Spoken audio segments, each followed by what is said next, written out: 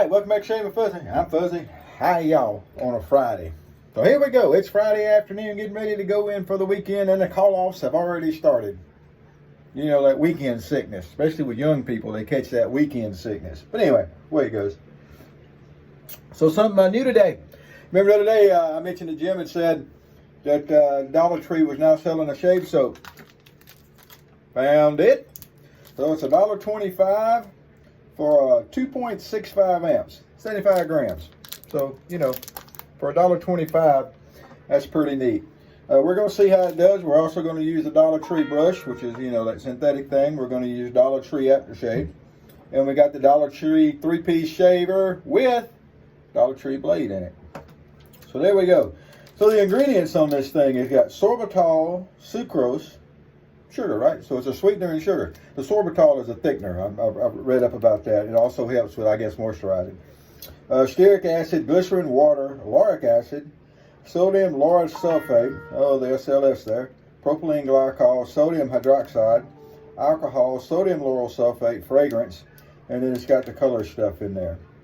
But it's got a barbadensis leaf juice, B-A-R-B-A-D-E-N-S-I-S. See, I didn't see that, so I haven't looked that up to see what that is. But it's got that leaf juice in there, and then it's got the coloring in there. Oh, and it's got aloe. Okay, things all crinkled up. It's hard to read. So you got aloe, you got whatever that leaf juice is. You know, you got the, yeah, you know, glycerin, water, all that stuff that's normally in there, sorbitol, and the sucrose. So yeah, that's the ingredients list. Some of those I don't think I've seen in you know, shave soaps before. So let's see how it goes. The first thing is we get it open there. Really generic scent. I don't really smell. Oh wait. So I took the outer wrapper off, and now there's an inner wrapper, so we need to get that off. And then maybe we can get a good feel for the fragrance. Come on now, open up. Well, you know, when all else fails, we always have a pocket knife around here. I've been carrying a pocket knife as long as I can remember. And there's a reason for that. I love working places where they say, oh, you can't have a weapon of any kind. Well, a pocket knife's not really a weapon. Yes, most anything can be a weapon. Before you start blowing up my comment section, yes, it is a weapon. But a pocket knife is also a necessity. So it's got a, I don't know, light scent. But like a shave soap, it's not bad at all, and it's going to fit right here in our little thing just fine. All right, so I don't hold out much hope for the brush as usual, because this is really a really stiff synthetic. Remember, doesn't do any good to soak a synthetic brush. They, you know, they have meds for people that do that, so don't do that. All right, get our rag here dried out a little bit with our warm water. Oh, that feels good. It is hot outside. I've been having to get out and run around a little bit today. You know, working really basically without any nights off. You got to get out and do stuff in the daytime when you can. And at least the traffic is a little bit lighter right now because it's summer. And remember, I live next to a big university, LSU to be exact. So, you know, traffic's not as bad as it could be right now. I'm not going to complain too much. All right, so we're going to get some dampness going in the brush and see what we can get going here on the soap. Now, the first thing I notice is it does start to lather. It does get a little bit of lather looking stuff right from the start. It's a pleasant scent. I like it. For $1.25. The cost does have a lot to do with sometimes how much you like something. I'm going to add a little more water. This brush needs all the help it can get. I can tell you already. The brush. I've said it before, I really thought I was going to get on the synthetic bandwagon. And but even the good synthetics don't really do it for me, and this is definitely not a good synthetic at all. But it is getting a little soap thing going there, a little paste. That's what we're looking for, is some paste. And there we go. So we got a new member over at Toast, and y'all need to check out his videos here on YouTube. And is it CDNVT, maybe? You know, I probably should have looked that up before I tried to tell y'all whose video to go watch. But anyway, he's been doing some nice videos. Apparently there's an aggression chart over at B&B, you know, that vermin site, and that was rating the gym razors from aggressive to mild feeling, all, you know, And from what he says, I agree with the thing. But what I don't agree with is they seem to equate that a mild razor will not work on a heavier growth. I don't believe that at all. Remember that I've done some videos. You can go through and find videos on here with a Contour, which is probably the mildest of the gems. They would last. The Contour 2, featherweights, push buttons. They're all rated pretty mild. And I've done videos with them where I shaved off a very, very nice beard. Come down to technique. Now look at this. I'm getting a lot better luck doing paintbrush strokes than I would be doing swirls with this stiff brush. Always remember there's more than one way to skin a cat, if skinning cats is your thing. But going in circles, I get a lot of resistance and it's not really that comfortable. We can do the paintbrush and we're actually getting a pretty good lather out of it. Of course, it's got aloe in it and some other stuff that would make it good. Now, I don't promise anything about this blade. I don't remember how many shaves this blade has on it, but it's a good blade. We're in good shape. So,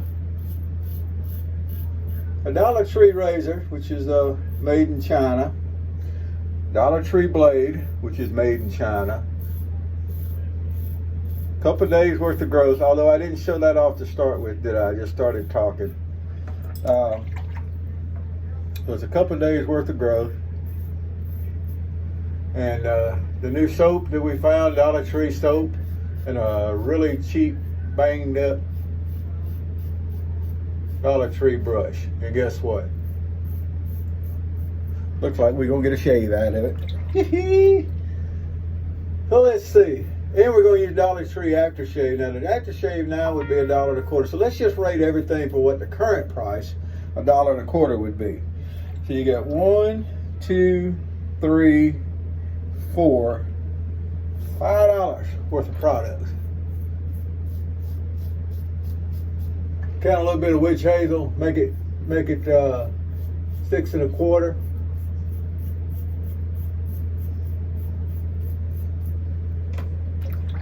And you'll get a bunch of shaves out of this. This soap is, you can see, it's not like you got to use a whole pile of it, more so than normal or anything.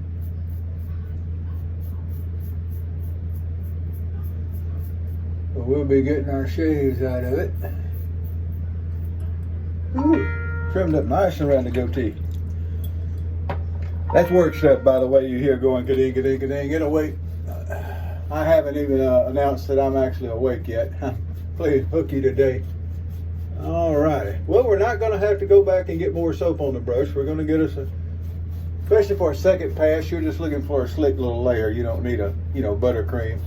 You don't need a pile. I'm going to be interested to see how this soap does with a decent brush. This is seriously, this brush is stiff, to say the least. And it's just, nylon fiber or whatever.